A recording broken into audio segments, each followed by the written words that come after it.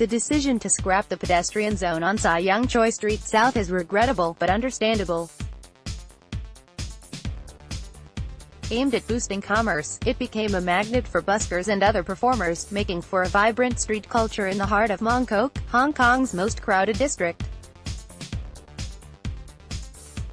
But removing vehicles permanently so people could move about freely and public entertainment take place was not as popular a choice as might be expected. What shoppers and visitors flocked to, local businesses and residents came to loathe.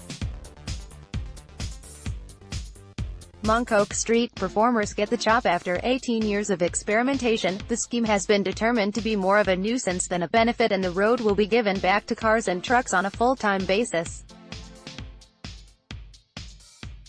Its failure can be put down to noise.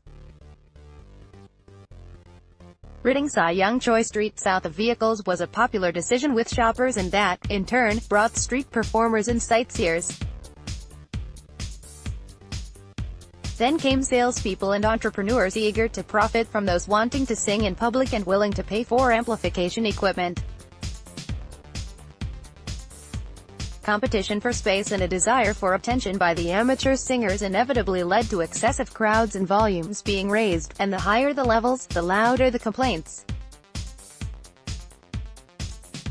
Hong Kong pedestrian zone to be scrapped after complaints about street performers. The vehicle-free hours of the street were reduced 3 times between 2010 and 2013. Protests in 2015 against street performers who were too loud led to clashes between localists and pro-Beijing groups. The following year, a crackdown by the government on unlicensed street hawkers on nearby Portland Street sparked the Mong Kok riot. However, even the present street closure limit of weekends and public holidays until 10 p.m. was too much for locals. The decision on Thursday by Yeung District Council to end the scheme was inevitable. The buskers and other amateur entertainers will have to find a new place to show their talents. Street closures make for a better experience for shoppers and tourists. Poor regulation and enforcement are to blame for the demise of the pedestrian zone at Choi Street South. There are others in Hong Kong, most notably in Causeway Bay and Tsim Sha Tsui.